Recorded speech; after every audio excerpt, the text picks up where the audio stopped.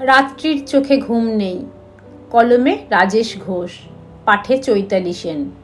প্রথম পর্ব। Hello, yes sir, আমি এক্ষুনি আসছি। গাড়িতে উঠে পুলিশের এসআই রাত্রি সেন ড্রাইভারকে বলে, যত তাড়াতাড়ি সম্ভব চলো আরজিকর হসপিটাল। হসপিটালে পৌঁছে সেমিনার রুমে ছুটে গিয়ে রাত্রি দেখে একটা মেয়ের মৃতদেহ। তার সারা শরীরে আঘাতের চিহ্ন, চোখ মুখ দিয়ে রক্ত ঝরছে। তার শরীরের নিচের অংশটা উলঙ্গ, পা এবং পেটে আঘাতের দাগ। শরীরের প্রাইভেট পার্টস দিয়ে তখনও রক্ত ঝরছে। মেয়েটা ছিল হসপিটালের স্টুডেন্ট, একজন জুনিয়র ডাক্তার। কি অমানবিক অত্যাচার করে খুন করা হয়েছে। মৃত মেয়েটাকে দেখে শরীরটা কেঁপে ওঠে রাত্রি সেনের। বিবস্ত্র অবস্থায় সেমিনার রুমের নীল ম্যাট্রেসের ওপর পড়ে থাকা ফুটফুটে মেয়েটার দিকে তাকাতে পারছে না রাত্রি। শরীরটাকে কি অবস্থা করেছে নরপিশাচের দল। একটা মেয়েকে এভাবে, ছি ছি ছি ছি। সভ্য সমাজ, যে দেশে মাতৃপূজা হয়, যে দেশে মা দুর্গা, লক্ষ্মী, সরস্বতীর পূজা হয়, সেই দেশে একটা মেয়ের এই অবস্থা। ধনধান্যে পুষ্পে ভরা আমাদের এই বসুন্ধরা। আমাদের বসুন্ধরা আমাদের মা। আমরা যে মায়ের বুকের দুধ খেয়ে বড় হই, সেও একজন নারী। সেই নারীর দেহটাকে এইভাবে ক্ষতবিক্ষত করতে এতটুকু বিবেকে বাঁধেনি শয়তানদের। শরীরটাকে দেখে সারা শরীর আগুনের মতো জ্বলতে লাগলো রাত্রির। কিছুক্ষণের মধ্যে রিপোর্টারে ভরে গেল সেমিনার রুম, পুলিশে ভরে গেল চারদিক। চতুর্দিকে হই হই রব, সহপাঠীদের কান্না, হাহাকার, ধিক্কার। ডিউটি করতে হচ্ছে রাত্রিকে ঠিকই, কিন্তু তার বুকের ভেতরটা কষ্টে ফেটে যাচ্ছে। এসবের মধ্যে ছুটে আসে মেয়েটির মা বাবা। তারা দেখতে পান মেয়েটিকে স্ট্রেচারে করে তুলে নিয়ে যাওয়া হচ্ছে। তারা ছুটে গিয়ে দেখতে চায়, কিন্তু দেখতে পায় না, দেখতে দেওয়া হয় না। তারা ছুটে আসে পুলিশের এসআই রাত্রির কাছে। মেয়েটির মা রাত্রির কাছে ছুটে এসে বলে, এই যে ম্যাডাম, আমি এই পূজার মা। ওর বাবার কাছে একটা ফোন গেল, ওর নাকি খুব শরীর খারাপ। কেমন আছে মেয়েটা বলুন ম্যাডাম, আমার মেয়েটা ভালো আছে তো? রাত্রির মুখে কোনো কথা আসছে না। কি বলবে সে ভেবে পাচ্ছে না। সত্যিটা বলবে? বলবে আপনার মেয়ে ধর্ষিতা হয়েছে, নাকি মিথ্যে সান্ত্বনা দিয়ে বলবে আপনার মেয়ে ভালো আছে?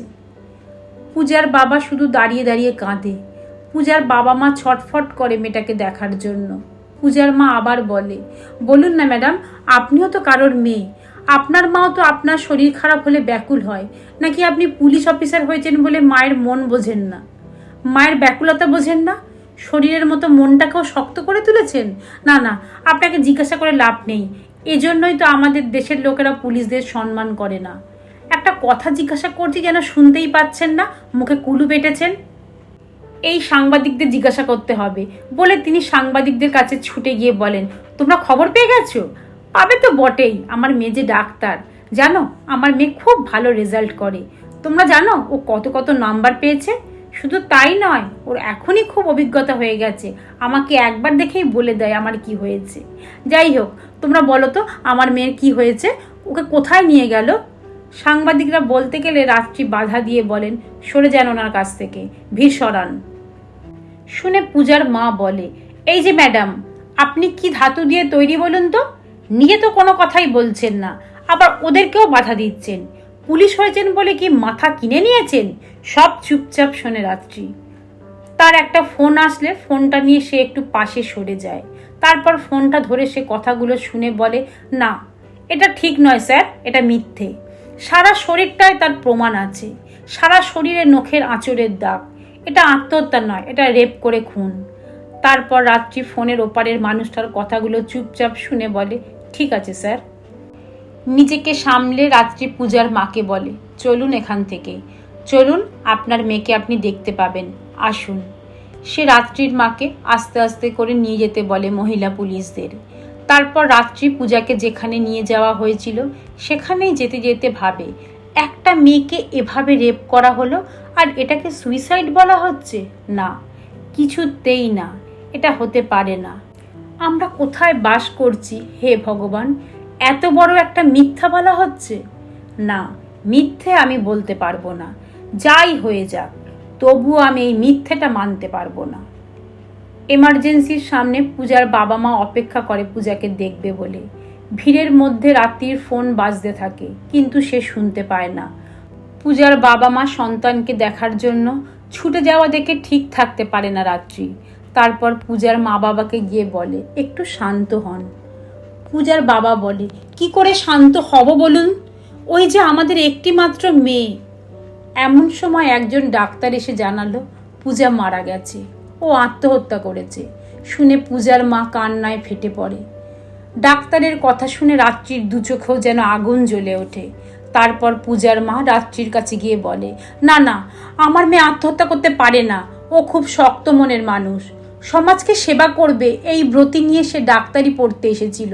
সে প্রতিজ্ঞা করেছিল যত যাই হোক ডাক্তার হয়ে সে হাজার হাজার মানুষের সেবা করবে। কিছুতেই ও আত্মহত্যা করতে পারে না, এটা অসম্ভব।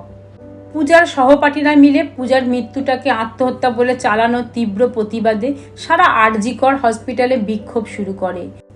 পূজার মা রাত্রিকে বলে, ম্যাডাম জানেন, আমার মেয়েটা কাল বলেছিল ওর এখানে ভালো লাগছে না। শুনে আমি বলেছিলাম কেন, ও বলেছিল পরে সব বলবে। ওকে ওরা মেরে ফেলেছে, ও আত্মহত্যা করেনি, করতে পারে না। কাল রাতে 11টাতেও আমাকে বলেছিল তোমরা খেয়ে শুয়ে পড়ো। পূজার মা একটু করে কথা বলছেন আর অজ্ঞান হয়ে যাচ্ছেন। আবার একটু পরে জ্ঞান ফিরে বলছেন, কেন এরকম করলো ওরা আমার মেয়ের সাথে? আমার মেয়ে তো কারোর সাথে পাশে থাকতো না। জানেন, আমি কাল রাতে একটা দুঃস্বপ্ন দেখে ঘুমোতে পারিনি। পূজা যেন আমায় বলছে, বাঁচাও বাঁচাও আমাকে মা, ওরা আমাকে মেরে ফেলছে। স্বপ্নটা দেখে বারবার ফোন করতে গিয়েও ফোন করতে পারিনি, পাছে ওর ঘুম ভেঙে যায়। তারপর এই শুনলাম ওর খুব শরীর খারাপ। বলতে বলতে আবার তিনি অজ্ঞান হয়ে যান।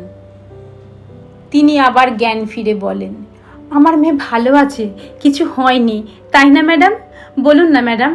শুনে রাত্রি আর কান্না চেপে রাখতে পারল না, সে কেঁদে ফেলল সজোরে। তার কান্না দেখে পূজার মা বলেন, আপনি কাঁদছেন ম্যাডাম? রাত্রি বলে, হ্যাঁ কাঁদছি, কারণ আমি যে নারী, আমিও যে কারোর মেয়ে, আমিও যে মানুষ, আমারও যে কষ্ট হয়। শুনে পূজার মা বলেন, আপনি তো পুলিশ, আপনি তো সব পারেন, তাহলে আমার মেয়েটাকে ফিরিয়ে দিন না। ও ছাড়া আর কেউ নেই যে আমার, ও ছাড়া আমাকে আর মা ডাকার কেউ নেই। ম্যাডাম ফিরিয়ে দিন না ফিরিয়ে ম্যাডাম।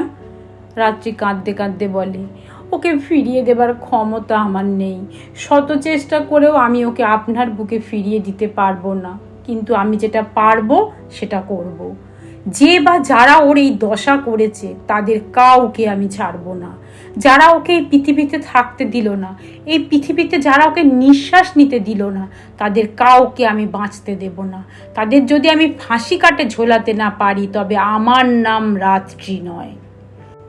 রাত্রির কথা শুনে একজন ছেলে ছুটে এসে বলে, পারবেন ম্যাডাম, আপনি পারবেন?